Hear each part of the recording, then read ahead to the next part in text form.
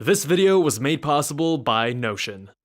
It's no secret, I love morning routines like how a fat kid loves cake. And maybe you should too.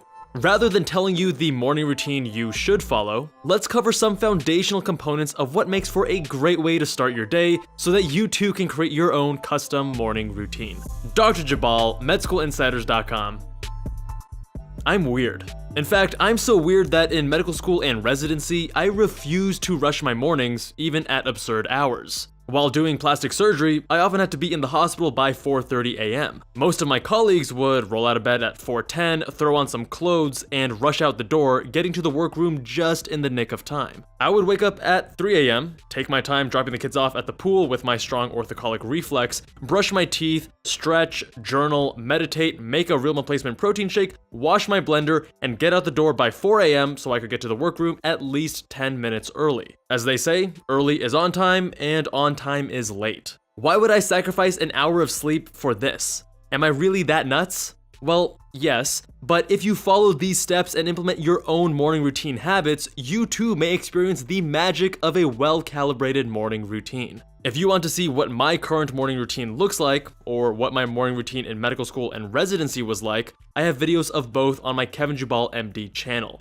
Links in the description below. First, drop the phone. This will be the hardest step for most of you. If you start your morning by checking social media, your email, and the news, you're suffocating the ability to set intentions for your day. This is a reactive way to start the morning rather than a proactive way. Tristan Harris, former Google design ethicist, describes it well. When we wake up in the morning and turn our phone over to see a list of notifications, it frames the experience of waking up in the morning around a menu of all the things I've missed since yesterday. By checking your phone as one of the first activities in the morning, you are willingly starting your day on someone else's terms. Got an angry email from a colleague? What about a confusing comment on social media? Or maybe it's news about a politician saying something nonsensical again that makes your blood boil. In this manner, you're limiting your starting point and trajectory of your day outside of your own control. You're being reactive. Rather, use the morning as a blank slate, a fresh start with endless possibilities.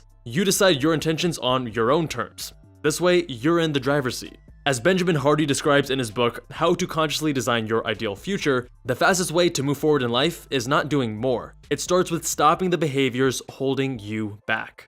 Chaos breeds chaos and order breeds order. Start your day off with positive momentum with a small win by making your damn bed. Why should you make your bed? As Admiral William H. McRaven said in his UT Austin commencement speech, if you want to change the world, start off by making your bed. If you make your bed every morning, you will have accomplished the first task of the day. It will give you a small sense of pride, and it will encourage you to do another task, and another, and another. By the end of the day, that one task completed will have turned into many tasks completed. Making your bed will also reinforce the fact that little things in life matter. If you can't do the little things right, you'll never be able to do the big things right. If, by chance, you have a miserable day, you will come home to a bed that's made, that you made. And a made bed gives you encouragement that tomorrow will be better. It doesn't have to be perfect. I take no more than 60 seconds to make my bed, and that alone makes my sex dungeon, bedroom, a much more pleasant place to be. If it seems like a chore you'd rather not do, just practice doing it for a couple weeks and you'll soon feel like it's not a big deal, because it really isn't. When you change in the morning, this also means throwing away your dirty clothes in the hamper and tidying anything else away in the closet. Champions don't start their day with clothes on the floor and their room in disarray. Right after waking up, you probably use the toilet and you'll notice your urine is quite concentrated. Take this opportunity to rehydrate, and water is really all you need. If you choose coffee, keep in mind that caffeine inhibits antidiuretic hormone release, resulting in diuresis, meaning your kidneys excrete more water than they would normally. Decreasing friction, even in small ways, is an underrated component in motivating yourself to perform certain behaviors. For that reason, I always keep a large water bottle filled nearby, as it decreases the friction to stay hydrated. This way, I don't have to go through the trouble in the morning to go to the kitchen, grab a cup, and fill it up. I know, life is tough. The nutrition piece of the equation is optional here. First, I don't believe you necessarily need to eat anything in the mornings. I personally follow a 16-8 intermittent fasting schedule and start my feeding window at 12 p.m. several hours after waking up. That being said, if you are going to eat breakfast or snack in the morning, get the ball rolling in the right direction. Avoid garbage food like sugary cereals, Pop-Tarts, or sweetened yogurt. In fact, it's better to skip breakfast altogether rather than eating these highly processed foods. If you want to learn more about the science of nutrition optimization and intermittent fasting, make sure you're subscribed, as that's a video I'm excited to release on our Research Explained series in the near future. If there's one habit I never miss, even going all the way back to 2012, it's getting my body moving every morning.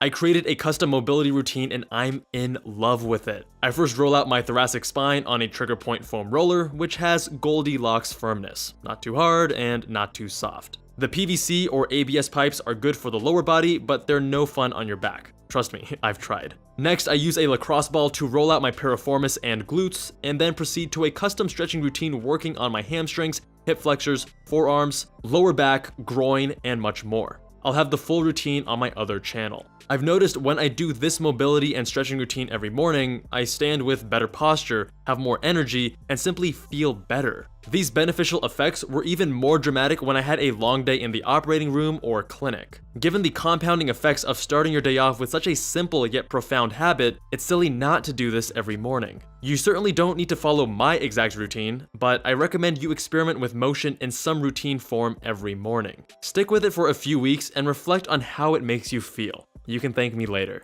Before looking at your phone and reacting to the feces flung your way by life's proverbial misbehaving monkeys, take a quick moment to sit down and practice some mindfulness. For some people, this means following a guided meditation. For others, this means going for a walk outside without distraction. And for you, it may be something else. For me, it's Vipassana meditation, where I close my eyes and focus on my breath for 10 to 15 minutes. I won't go into the full details of how regular mindfulness practice will benefit you in multiple ways. Just remember that even Tim Ferriss notes that over 80% of his guests of world-class performers start their days with some form of mindfulness practice.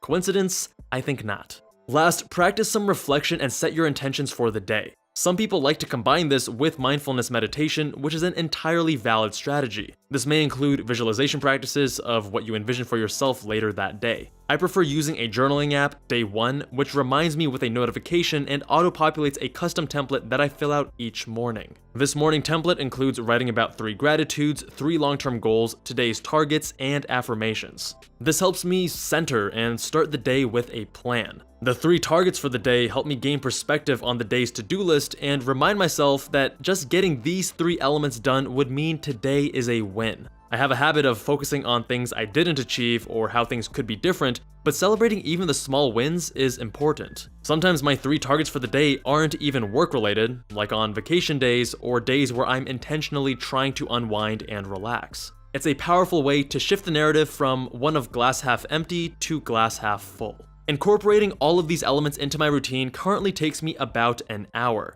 If this all seems overwhelming, that's totally normal. Just try adding or modifying one element at a time, not everything all at once. And experiment for yourself. After over 10 years of intentional morning routine experimentation, I found that these are the key elements to a masterful morning routine, but let me know with a comment if yours are different. When it comes to implementing any sort of meaningful change in your life, having the right systems and processes to facilitate those behavior changes is key.